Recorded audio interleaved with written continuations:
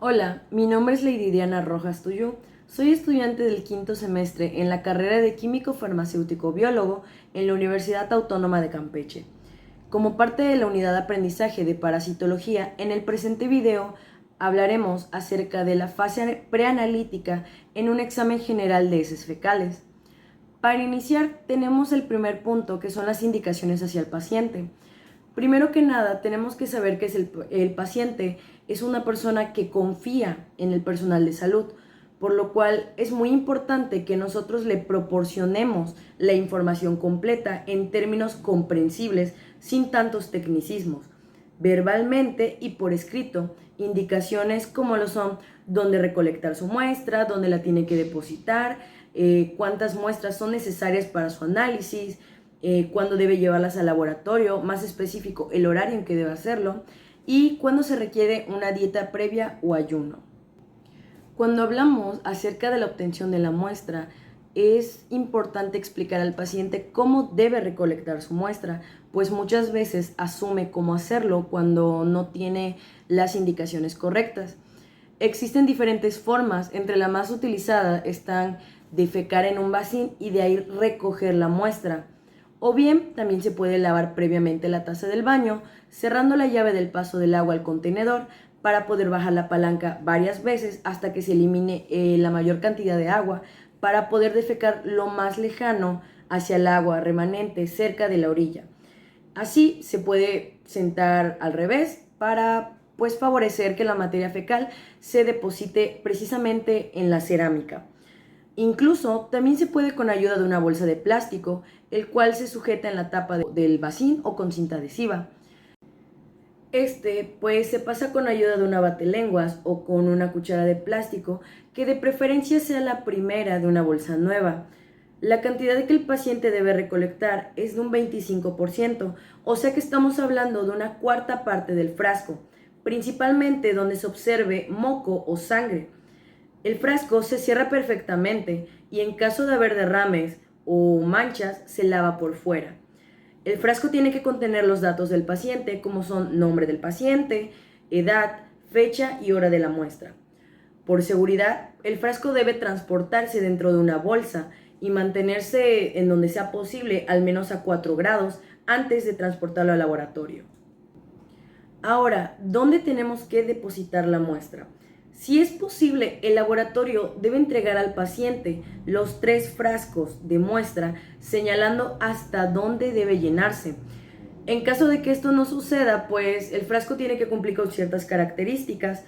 Primeramente, tiene que ser un frasco transparente, un frasco limpio, con capacidad al menos de 30 mililitros, de boca ancha, de plástico y que sea hermético.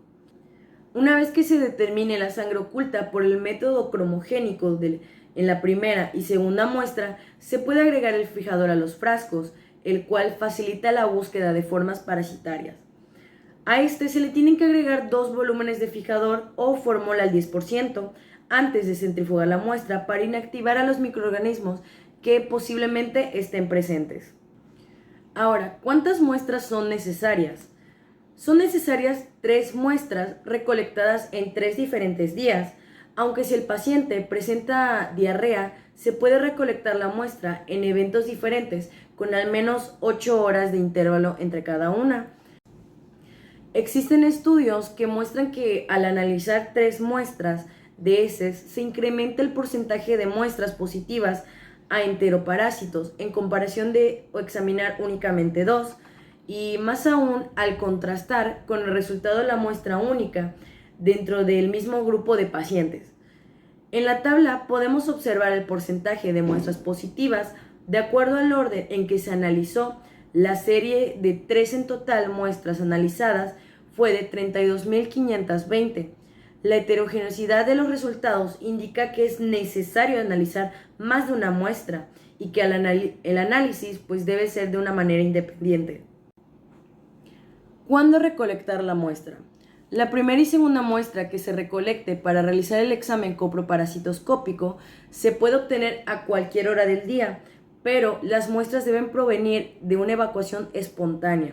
¿Qué quiere decir? Que no podemos hacer uso de laxantes ni mucho menos estimulantes para la defecación. Las muestras se llevan al laboratorio hasta que se tenga la tercera muestra, es la cual se va a realizar el examen coprológico. Es importante que las muestras sean de 3 días consecutivos diferentes, ya que las formas parasitarias varían mucho en el número en día a día. La muestra de heces que se empleará para el examen coprológico debe ser entregada para su análisis en el laboratorio en un lapso no mayor a 10 horas después de haber sido obtenida, en caso de pacientes pediátricos no mayor a 1 hora. En esta tabla, de acuerdo con una investigación, se muestra la variabilidad en el número de huevos de Hymenopletis nana, que son eliminados en las heces de los ratones infectados. Se muestra el promedio del número de huevos por gramo de heces en 5 ratones infectados. La dieta previa que debe seguir el paciente únicamente para el examen coprológico se recomienda que 3 días antes consuma porciones semejantes de todos los grupos alimenticios como lo son las verduras, frutas, carnes y carbohidratos sin exceso. También se recomienda solicitar al paciente información acerca de los medicamentos que ingirió antes del examen, ya que lo que viene siendo la vitamina C, el ácido acetilsalicídico, ibuprofeno y alimentos como lo son las morcilla, las carnes rojas, melón, rábano y la levadura de cerveza, puede ocasionar falsos positivos en algunas de las determinaciones para la detección de sangre oculta en heces fecales, por lo que su consumo debe ser sin exceso.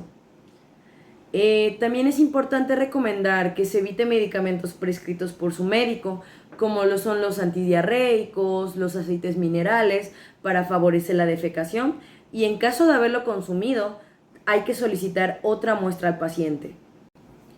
En la identificación y rotulado de la muestra, el laboratorio es el responsable de verificar que el frasco contenga la cantidad de muestra solicitada, obviamente que esté identificado, y que no contenga agua u orina. La recepcionista es la que debe indicar el llenado de la hoja de registro con la información del paciente, que como mencionamos anteriormente, es el nombre del paciente, edad, fecha y hora de la recolecta. Aquí estamos viendo un ejemplo para la etiqueta que identifica el frasco con la muestra del paciente. Para el transporte de la muestra, de las 3 muestras que se requieren, solo una va a ser para analizar en el examen químico y el tiempo es el aliado principal. ¿Por qué? Porque es importante recalcarlo en las hojas de indicaciones, que antes de las 10 horas es para los adultos y 1 hora para los niños. Las otras 2 muestras se pueden mantener en refrigeración hasta que se transporten. ¿Qué ocurre cuando hay un rechazo o solicitud de una nueva muestra? Bueno, una mala muestra genera un mal resultado.